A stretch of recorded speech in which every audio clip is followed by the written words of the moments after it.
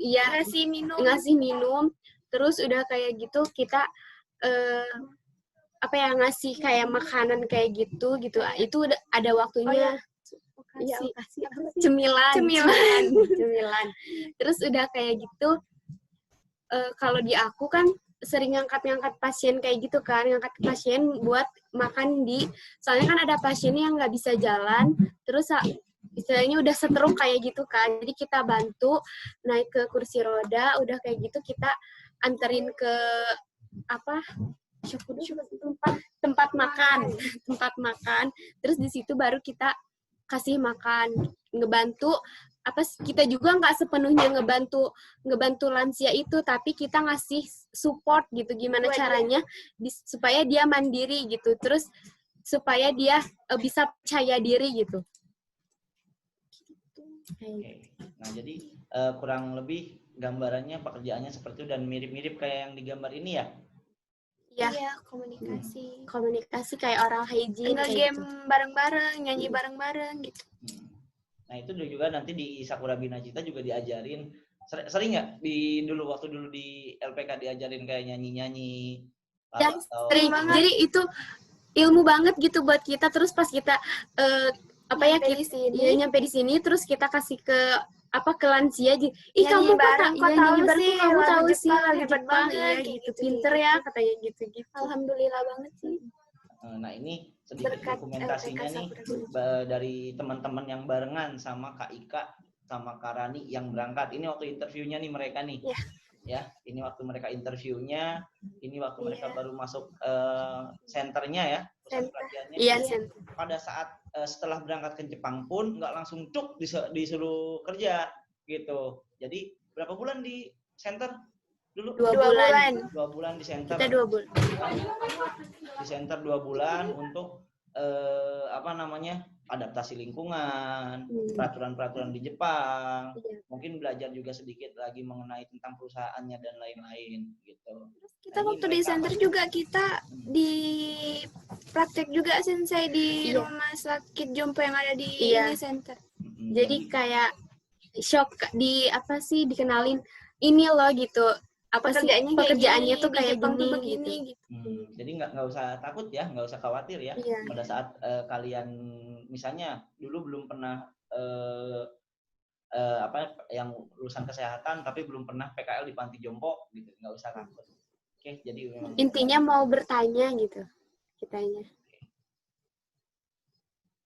Banyak bertanya lebih baik ya. Oke, kita lanjut dulu. Nah, ini untuk program yang kedua. Itu jadi untuk program yang kedua di sini. Nah, mungkin kalau teman-teman pernah dengar ya ada program SP program. SP program itu program apa sih yang tadi? Ini adalah beasiswa. Kalau beasiswa ibaratnya beasiswa dana pinjaman dari sponsor. Nah, beasiswa dana pinjaman dari sponsor ini adalah beasiswa di mana kamu belajar bahasa Jepang di Jepang juga, nanti dimasukin sekolah kejuruan, bukan kejuruan ya, D2 ya, ibaratnya kayak D2 atau lebih ke sekolah spesialis untuk caregiver. Setelah itu kamu berbakti ya 5 tahun di perusahaan yang menjadi sponsor kamu. Dengan kata lain 8 tahun. Tapi pada saat 8 tahun itu ada beberapa porsi nanti si sponsornya memperbolehkan pulang kalau misalnya memang diizinkan, seperti itu. Nah, untuk program ini programnya itu adanya di bulan Mei ya. Cuman bagi teman-teman ya mungkin kalau misalnya memang kemampuan bahasa Jepangnya pengen lebih tinggi, pengen ikut bareng dan yang di bulan 11, nah itu nanti kita bisa obrolin ya, kita start duluan gitu ya.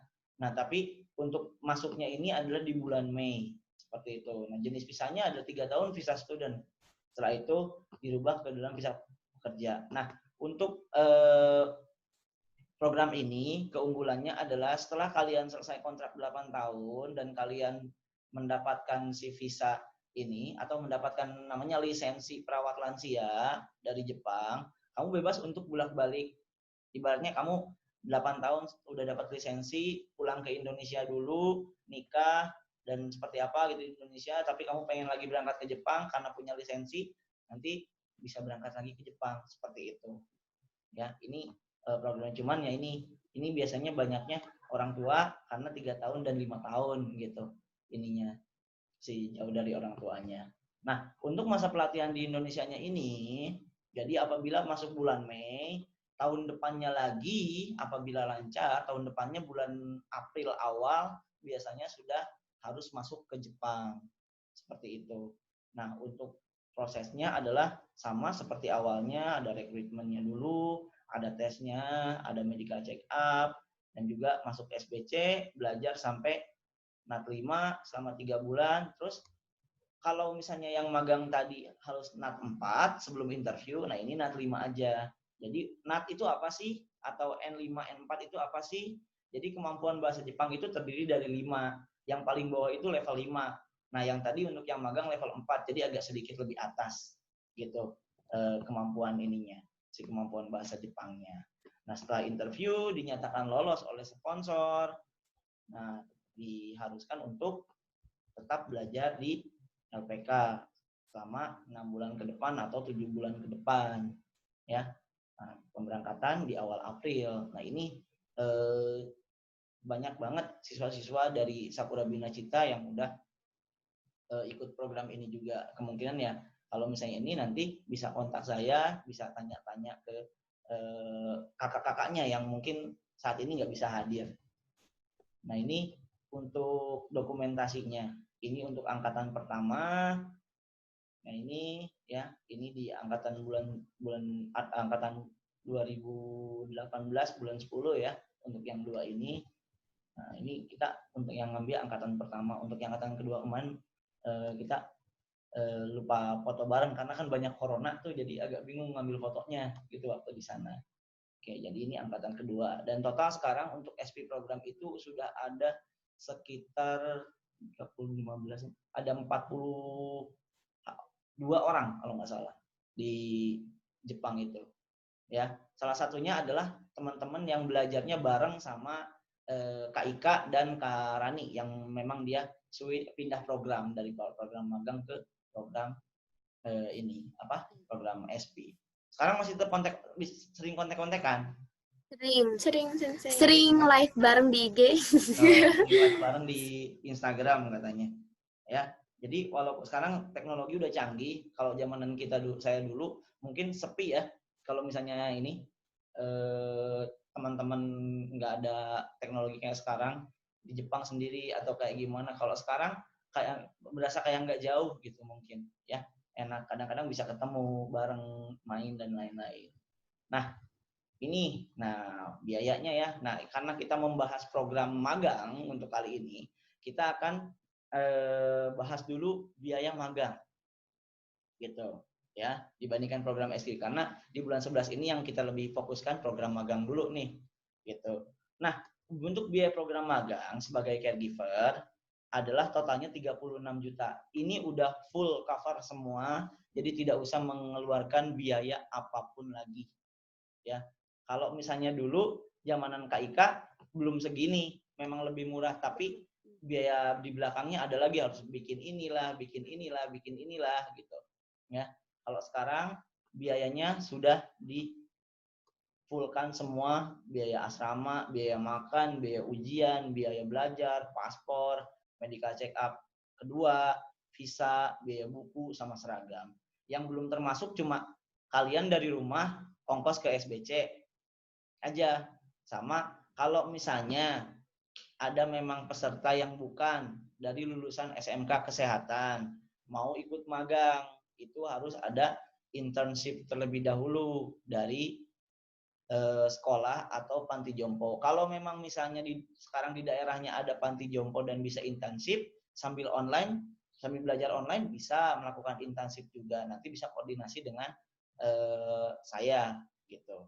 Ya, jadi biayanya ada 36. Tapi ada kabar baik juga. Kalau misalnya pesertanya di sini membayar tunai, ya, 36 juta ini kita akan berikan diskon. Ya.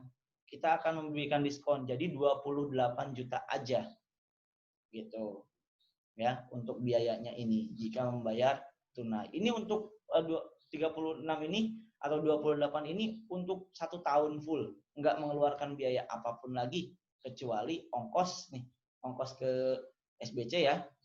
Nah ini juga udah termasuk ongkos ke bandara gitu, ongkos ujian juga udah ada di sini ya.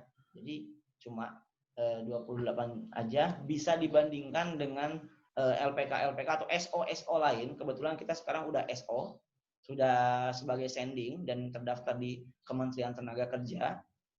Jadi bisa dibandingkan dengan SO lain berapa biayanya gitu. Karena kita di sini udah full makan dan lain-lain. Bisa lihat juga nanti asramanya seperti apa dan kayak gimana. Oke, nah sekarang kita ke persyaratannya nih. Gitu. Persyaratannya adalah pria wanita 18 atau 27 tahun. Nah, di sini kita menghitung dari 5 tahun pendidikan terakhir. Misal kalau misalnya sekarang yang lulusannya lewat dari 5 tahun terakhir itu nggak bisa ikut gitu ya. Terus pendidikan terakhirnya D3 keperawatan, D3 kebidanan, S1 ya. S1 kebidanan ya. Ini yang kita utamakan karena tidak usah intensif seperti itu ya, karena difavoritkan juga oleh orang-orang Jepang. Nah kalau misalnya untuk yang selain keperawatan dan kebidanan yang tadi saya bilang bisa kontak saya langsung nanti seperti apa dan kayak gimana. Nah sehat jasmani dan rohani, nggak ada TBC dan epilepsi, dibuktikan dengan medical check up nanti gitu loh. Terus tidak buta warna ya, tidak berkacamata, tidak bertindik dan tidak ada tato. Nah, untuk yang kacamata di sini biasanya kalau kita memakai ukuran dari Jepang. Jadi diukur dulu di SBC gitu. Ya, diukur dulu di SBC. Kalau misalnya ini kalau udah nggak kelihatan banget biasanya atau tidak bisa nggak, kalau nggak pakai kacamata nggak bisa aktivitas, itu biasanya kita sarankan untuk tidak mendaftar gitu. Karena memang di luar dari persyaratan gitu. Nah, terus bersedia bekerja sebagai caregiver selama 3 tahun pada saat pelatihan bersedia tinggal di asrama jika diharuskan ke asrama. Nah, untuk yang ini syarat ini adalah syarat yang magang. Nah, kalau misalnya untuk yang SP berarti syaratnya adalah 8 tahun harus mau menyelesaikan kontrak seperti itu. Nah, untuk minimal tinggi badan ada 157 cm dan untuk pria dan 150 cm untuk wanita di sini. Seperti itu. Ya. Oke. Oke, nah untuk informasi SBC mungkin teman-teman udah pernah tahu ya. Udah sering tahu. Di sini ada, kita punya Facebook. Alamat kita di Jalan Raya Puncak, kilometer 77, Desa Jembatan dekat Jembatan Limalang, di Kopo Cisarua Bogor. Terus ada teleponnya juga. Ini nomor telepon saya. Mungkin ada yang udah WhatsApp ya. Oh iya, boleh ini dulu nggak? Karena kita udah mau 40 menit nih. Boleh ping dulu ke ini saya nggak? Karena chat kalian kan ada di bawah. Nanti kita nyambung lagi dengan yang 40 menit selanjutnya. Di ping dulu, nanti saya kirim linknya lagi.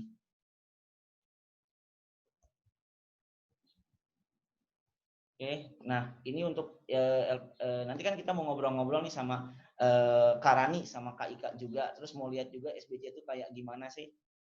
Oke, nah ini LPK Sakura Bina Cita, ini IG-nya dan ada emailnya juga ya. Kemarin Mbak Isna ya yang kirim email ke kita, terima kasih banyak ya udah kirim email. Oke. Nah ini, oke, mungkin sambil nunggu yang ngeping nih, ngeping WhatsApp saya di ini, silakan diping. Nah gitu. Nah ini ada websitenya SBC juga, kita buka websitenya SBC. Ya, websitenya SBC di sini. Ini adalah website di mana dibuat, mungkin nanti teman-teman juga bisa ngelihat websitenya seperti apa, gambaran SBC-nya kayak gimana, nah biar lebih jelasnya. Nah ini untuk fasilitas kehidupan siswanya nanti videonya kita putar pas di Zoom kedua ya. Nah, ini kita lihat dulu di bawahnya. Jadi untuk makan nih, itu kan bilangnya udah termasuk makan, Sensei. Sensei makannya berapa sih? Berapa makannya? Makannya 3 kali sehari ya. Makannya tiga kali sehari. Jadi anak-anak tuh hanya makan aja, tinggal makan langsung. Tinggal makan langsung ya. Tinggal makan langsung. Jadi di SBC itu hanya dididik untuk attitude dan belajar bahasa Jepangnya. Ya, kalau untuk makan kita sudah ada juru masaknya.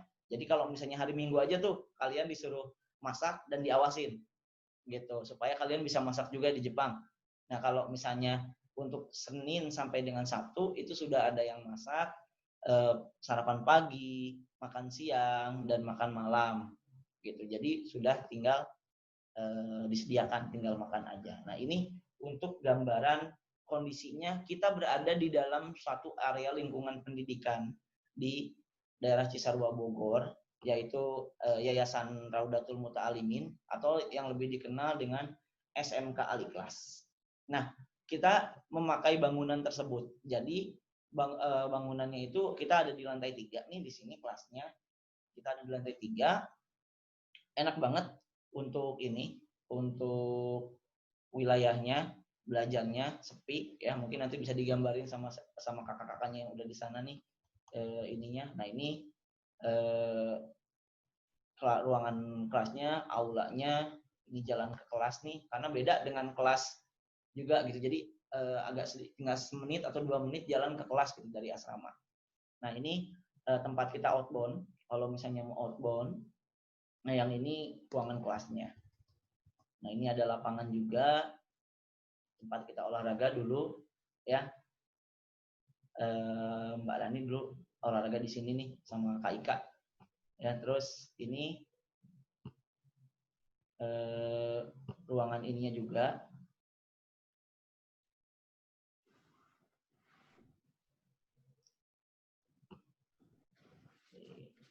Maulana ya.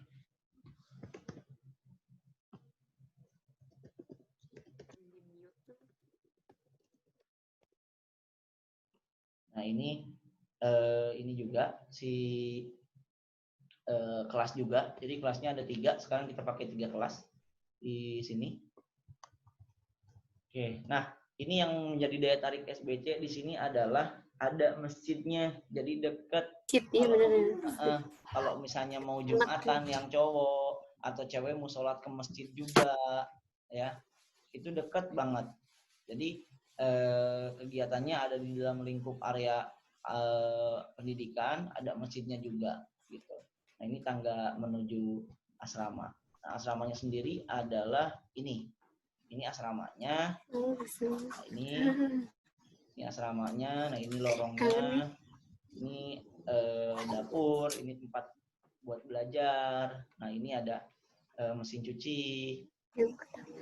Ya. Kangen Sensei, kangen asrama. Kangen ya? Sama ya? Kangen. Itu mesin cuci legend. masih sampai sekarang masih berdiri kok mesin cucinya. Masih kuat. Ya, masih kuat, masih ada sampai sekarang itu sih mesin cuci.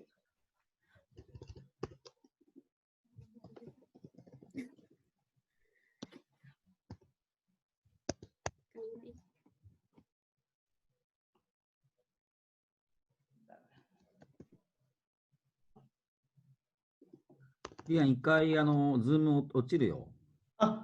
説明しました。みんなもうすでにリアンに WhatsApp メッセージしましたので、切れたら新しいリンクを送ります。OK です。はい。Arigatou gozaimasu. Ya, jadi ini mesin cucinya ya. Si Kak Ika tuh kalau misalnya pakai mesin cuci ini yang ini kamarnya, ini kamar mandinya. Mungkin ini apa? Kangen dengan kamar-kamar ini, kangen dengan kamar mandinya ini. Ya, kangen dengan kantornya ini juga. Ya, udah lama mereka belajar di sini. Nah, ini kegiatan area sekolah karena kita ada di lingkungan sekolah, kita sehari 2 kali membersihin tuh. Biasanya habis ini kalau habis hujan dan pagi-pagi habis olahraga kita ngebersihin juga. Nah, ini untuk yang cowok-cowok yang senang futsal, kadang-kadang kita ikut futsal juga. Nah, ini kadang-kadang kita lari pagi bareng sama gurunya ke arah air terjun, bareng-bareng sama saya biasanya. Gitu. Nah, ini juga ada senam pagi yang dimana menyesuaikan senam paginya dengan yang kadang-kadang dipakai di panti. Iya, di panti. Gitu. Iya. Ya, ini ada juga belajar outbound ya. Mungkin kalian yang paling senang itu dulu belajar outbound ya. Senang banget, soalnya sambil games gitu. Jadi nggak jenuh belajarnya. Oke, nah mungkin ini si Zoom-nya nih udah mau mati. Kita matiin dulu. Saya langsung panggil lagi ya lewat link-nya ya. Oke, kita tutup dulu sebentar. Yoshi-san, coba kirim mo ipung jaku Oke. de Oke. kirim mas. Hai. Ya, nanti saya kirim lagi link-nya. Oke.